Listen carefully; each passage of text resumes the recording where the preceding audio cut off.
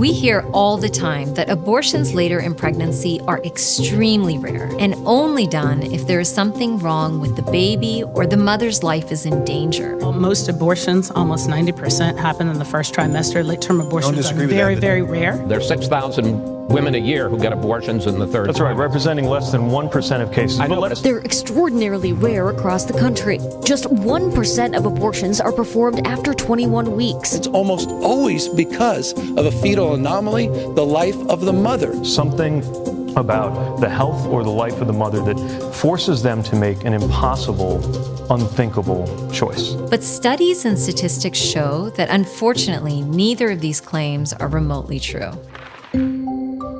According to the pro-abortion Guttmacher Institute, there have been just under 1 million abortions every year for the last decade, and more than that in decades before. Guttmacher estimates that between 6.3% and 7.4% of all U.S. abortions are obtained at or after 15 weeks of pregnancy.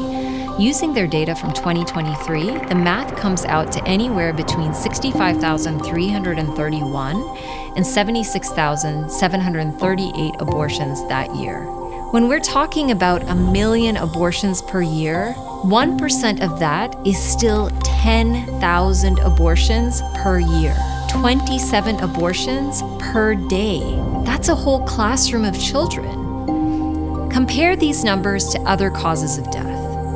In 2017, 2,813,503 deaths were reported in the United States. 1.4% of those were firearm-related. 1.3% of those were alcohol-induced causes. 1.7% of those were suicides.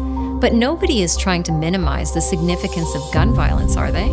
Even if you could consider it rare, getting killed by something rare doesn't make you any less dead. The point is, you don't care if it's rare if it happens to you. No loss of life should ever be treated as insignificant. Abortion at any stage is the intentional killing of a child in the womb. But here's what happens in an abortion at these stages.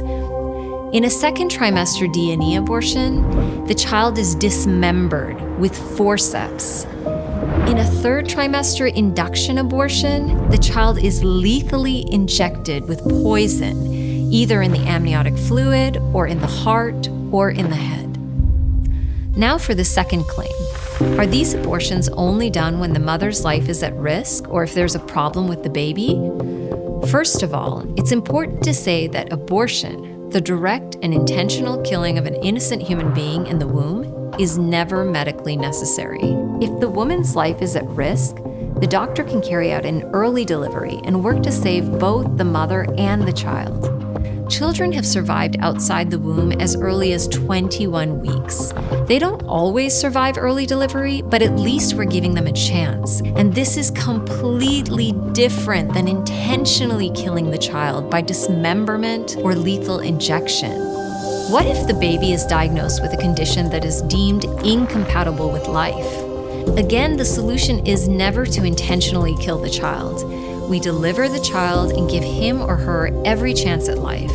If it becomes certain that the child will not survive, then we give the baby perinatal hospice and palliative care, relieving the suffering of the baby as much as possible and letting him or her die in the loving arms of the parents, not under the cruel instruments of the abortionist.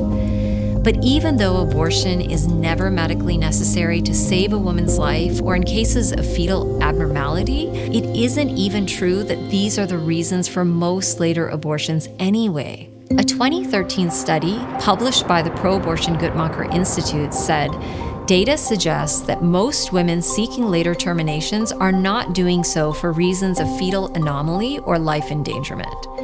The abortion lobby's own research shows that women who obtain late abortions cite similar reasons for seeking an abortion as those who do so earlier in pregnancy. Those reasons typically include financial concerns, relationship problems, educational goals, and so on. Guttmacher also stated in 2005 that most late-term abortions are not medically necessary. That report revealed that at least 69% of abortions at 13 weeks and beyond were elective, meaning that the mother chose to abort her baby after 13 weeks without any indication of medical necessity. Abortion training lecturers from UCSF claim women who abort later in pregnancy do not do so primarily for health reasons. Abortion staffers testify to having witnessed late-term abortions committed for non-medical reasons.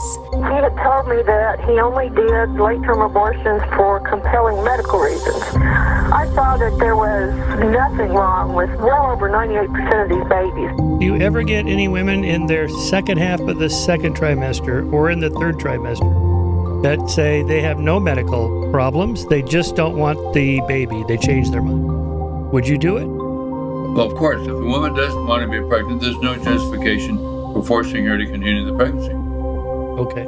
Has that happened? It happens all the time. Live Action's undercover cameras captured chilling admissions of abortionists committing late-term abortions for non-medical reasons. Others calling late-term abortion facilities have recorded casual reasons for scheduling later abortions. So no, later abortions are not mainly done to protect the mother's health or for cases of fetal abnormality. They're done for mostly the same reasons as all other abortions. And even though earlier abortions are more prevalent than later ones, all abortions intentionally end the life of innocent human beings.